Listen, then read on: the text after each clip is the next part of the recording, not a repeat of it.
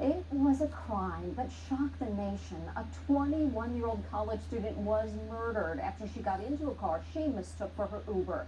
Now her mom is in tears as she delivers a powerful impact statement in a case that has changed the way we all use ride shares.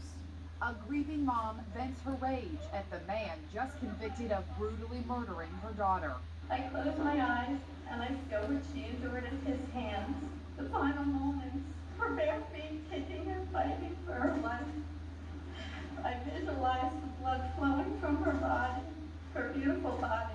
21-year-old Samantha Josephson was just weeks away from graduating from the University of South Carolina. I was planning my trip to Columbia in 2019 to watch my daughter graduate from college. Instead, I went to Columbia to gather her belongings.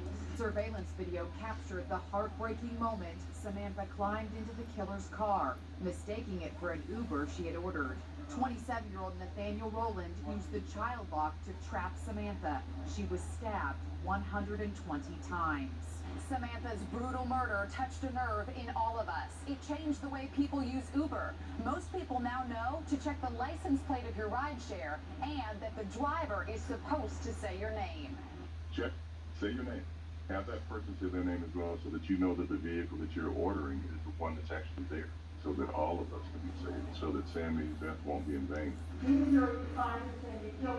There were scenes of raw emotion in court as Rowland was found guilty, but he showed no remorse. I know I'm innocent. But I guess what I know and what I think really doesn't matter. That only angered the judge, who cited the overwhelming video evidence. There were 1,000 roads. Each road led to you. There's 1,000 trails. Each trail led to you. He sentenced Rowland to life in prison. And that sentence must be served for the remaining days of your natural life. Okay, we just saw this horrific video here. Even though this was not a black woman, this can easily be a black woman.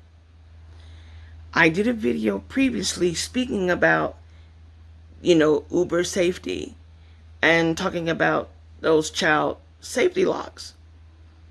Okay, that's like a death trap for us, using those child locks, because you have to understand something. Once you're in that vehicle and that child lock is set, you're a sitting duck. There's no getting out.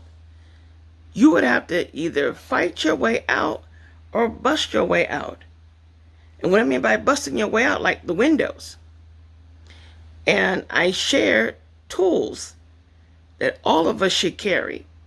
There are tools that you can use to break out windows so that you can free yourself in case you need to get out of a vehicle, a dangerous situation. This girl was stabbed, this victim, 120 times. Now we all know, had this been a black girl, inside, outside, any other edition, would not have been speaking about it. Because I'm just bringing this to our attention as we are black women unprotected.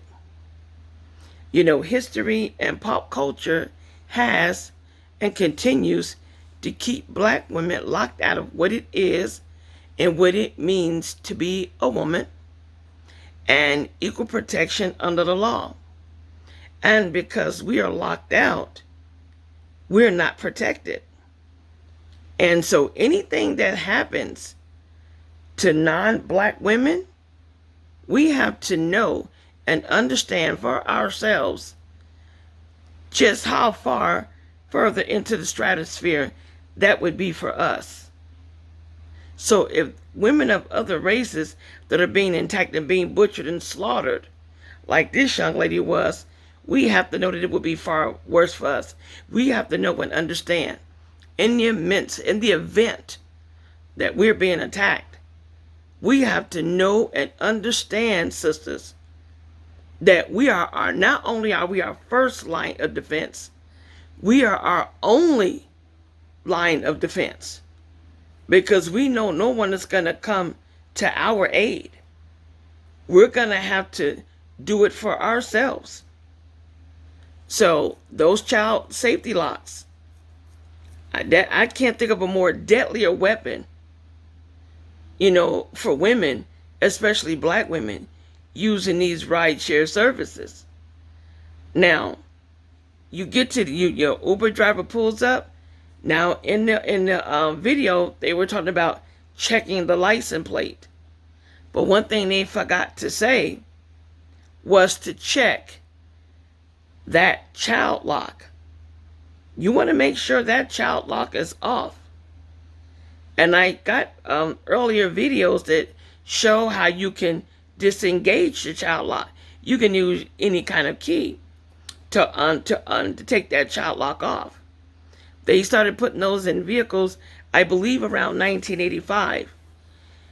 But with these new vehicles, the driver can operate that child safety lock function from his driver's side panel. Now, getting in these vehicles, we have to be on alert. We have to assume worst case scenario. When you look at the state and condition of the world that we live in today, okay, and then being an unprotected woman living in our today's society, oh no. Ladies, this is not about paranoia. This is not about fear-mongering. This is about us knowing and understanding where we stand in the scheme of things. And it's going to be an upcoming series that is going to go more in depth about, how history and pop culture does, and continues to keep us unprotected. Okay? I just wanted to put this video out there because I will be doing videos in between series, like I stated previously in a video from a couple of days ago. That I'm thanking everybody, for their patience. There's going to be more content flowing. I just do a lot of research before I do these videos, because in that way I can cite these sources where this information is coming from, because I want us to understand this is just not like, some joke or just some kind of reality thing for entertainment. No, that's not what this is about. Black women unprotected. This is serious business. And I take it very seriously. And I need for my fellow sisters to take this seriously too.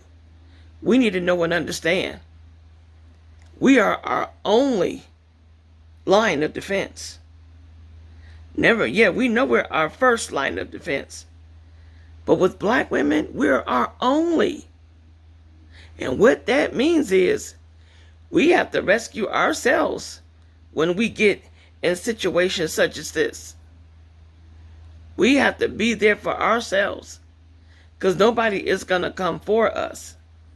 You got so many black women who have been killed, body parts found with organs missing.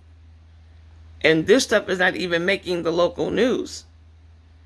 You don't even see these women in the obituaries. This is how forgotten we are. We're the forgotten woman. And when you're forgotten, you're not considered. And when you're not considered, you're not protected. So, yes, there's laws, but you know what, ladies? We got to put ourselves in front of it, above it. We got to carry stuff on us to protect ourselves, regardless where you live. If you're going to be out here using rideshare services, you have to know that you got to carry some reinforcements with you. So if the driver decides to, show a different side or show his true intentions, we got to be able to protect ourselves. We got to be able to do more to fight the attacker off. We got to be able to disable that attacker, take him down. And we need to carry multipliers with us. There's pepper spray, tasers. You could carry a knife. There's tweezers. There's nail openers. Letter openers. Whatever the case may be, ladies, we have got to get creative. And we have got to have stuff on us, because no one is going to come and rescue us. I mean, 120 times. And then they stop counting after 120 times. I can't begin to imagine that. So, ladies, I just wanted to put this out there, just using this video to set up to start our upcoming series about how history and pop culture keeps black women unprotected. So if you like this video, please hit share and subscribe. Have a wonderful, productive day, and be safe. Thank you. More to come.